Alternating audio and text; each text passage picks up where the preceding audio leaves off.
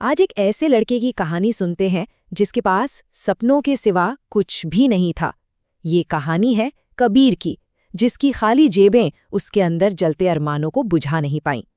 तो चलिए देखते हैं कि उसने अपनी किस्मत को आखिर बदला कैसे। ये कोई सवाल नहीं था, ये तो कबीर के लिए रोज का ताना था। सोचिए, उसके सपनों पर किया जाने वाला ये सबसे बड़ा हमला था। लोगों को उसकी फटी जेबें तो साफ साफ दिखती थीं, पर उसके अंदर जो आग धधक रही थी ना, वो किसी को नजर नहीं आई। तो कहानी का ये पहला हिस्सा है, एक अनदेखा सपना। जहां दुनिया को सिर्फ गरीबी दिखती थी, वहीं कबीर को दिख रही थी एक संभावना। कबीर का सफर आप समझिए एक ऐसी दुनिया में शुरू हुआ जहां गरीबी ही किसी की पहचान हुआ करती थी। ये एक ऐसी दुनिया थी जो सपने नहीं देखती थी, सिर्फ और सिर्फ कठोर हकीकत देखती थी। और कबीर की हकीकत, वो तो और भी ज्यादा मुश्किल थी।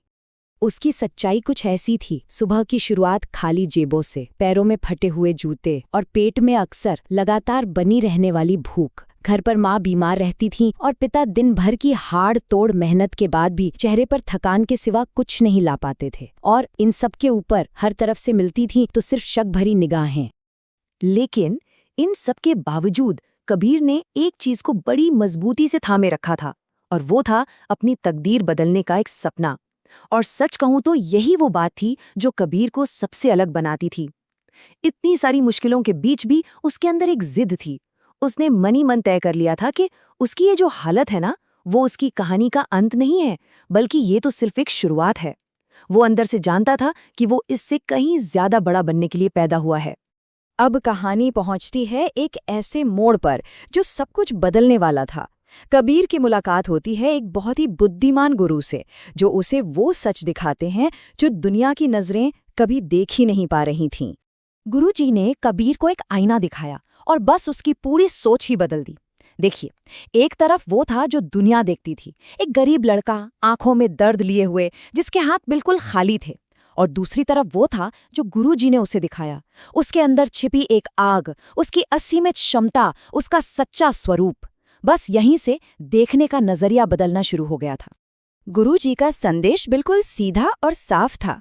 उन्होंने कहा, ये आग तुम्हारा विश्वास है, इसे अपनी हिम्मत और अनुशासन से पालो, और फिर देखना यह तुम्हारे रास्ते को रोशन करेगी।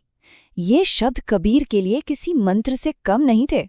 गुरुजी ने उस आईने का मतलब भी समझाया। उन्होंने कहा कि ये जो आईना है ना, वो किसी के आत्मबोध का प्रतीक है। लोग अपनी बातों से, अपने शक से इस पर धूल डालने की पूरी कोशिश करेंगे, पर करना क्या है? अपने कर्मों से, अपनी मेहनत से इसे रोज साफ करते रहना। तो ठीक है, विश्वास तो मिल गया, लेकिन अब बारी थी उस सपने की कीमत चुकाने की। और अब हम कहानी के उस पड़ाव पर हैं जहां कबीर ने अपने पसीने और लगन से अपना भविष्य खुद गढ़ना शुरू कर दिया था। उसकी रोज की मेहनत को जरा देखिए, ये किसी तपस्या से कम नहीं थी। पहला काम सुबह स्कूल जाना, फिर शाम को एक चाय की दुकान पर काम, सप्ताहांत मतलब वीकेंड्स पर मैकेनिक का काम सीखना, और फिर जब देर रात पूरा गांव सो रहा होता, तब वो एक धीमी सी रोशनी में पढ़ाई करने बैठता था। अपने उस सपने को पूरा करने के लिए उसने अपनी नींद, अपना आराम और यहाँ तक कि कई बार अपना खाना तक कुर्बान कर दिया। उसका आईना, उसका वो सपना हमेशा उसकी आंखों के सामने रहता था। वो थकता जरूर था, पर रुकता नहीं था, क्योंकि वही आईना उसे उसकी असली मंजिल की याद दिलाता रहता था। और अब आता है कहानी का वो हिस्सा जब सालों की मेहनत रंग लाने लगती है। कबीर के अटूट दृढ़ संकल्प की फसल काटने का समय आ चुका था। जरा उसकी तरक्की का ये सफर देखिए। पहले साल में उसने एक छोटा सा मोबाइल रिपेयर का बिजनेस शुरू किया। तीसरे साल तक उसने एक छोटी सी इलेक्ट्रॉनिक्स की दुकान खोल ली। 7वें साल तक उसका बिजनेस 3 दुकानों तक फैल गया। और 9वें साल में उसने अपना खुद का ब्रांड लॉन्च कर दिया। ये हर एक दिन की गई मेहनत का सीधा सीधा नतीजा था।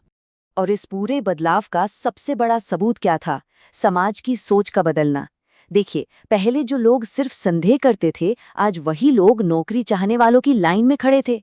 जो लोग कभी उसका मजाक उड़ाते थे, आज वही उसके दफ्तर के बाहर नौकरी के लिए खड़े थे।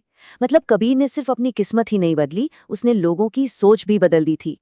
तो अब हम कहानी के आखिरी हिस्से में हैं, और यहीं पर वो सबसे बड़ी सीख छिपी है जो कबीर का ये पूरा सफर हमें सिखाता है कि एक सपने का असली माप क्या होता है। गुरुजी ने कबीर को आखिरी बार एक बात याद दिलाई। सपनों को तुम्हारी जेब में रखे पैसे से नहीं, बल्कि तुम्हारे दिल में बसी दृष्टि से मापा जाता है। मतलब सपनों का मोल इस बात से नहीं होता कि जेब में क्या है, बल्कि इस बात से होता है कि दिल में क्या विजन है। तो इस पूरी कहानी का निचोड़ क्या है? सबसे जरूरी बात यह है कि जो लोग बड़ा सोचने की हिम्मत करते हैं ना, वो अपनी कहानी खुद लिख सकते हैं। हालात कितने भी बुरे क्यों ना हो, अगर हिम्मत है तो अपनी कहानी को फिर से लिखने की ताकत भी है। तो अब सवाल ये उठता है, कबीर ने तो अपनी कहानी दोबारा लिख दी, हम सब अपनी कौन सी कहानी फिर से लिखने की हिम्मत करेंगे? और इसका जवाब कहीं बाहर नहीं, हम सबके अंदर ही छिपा है।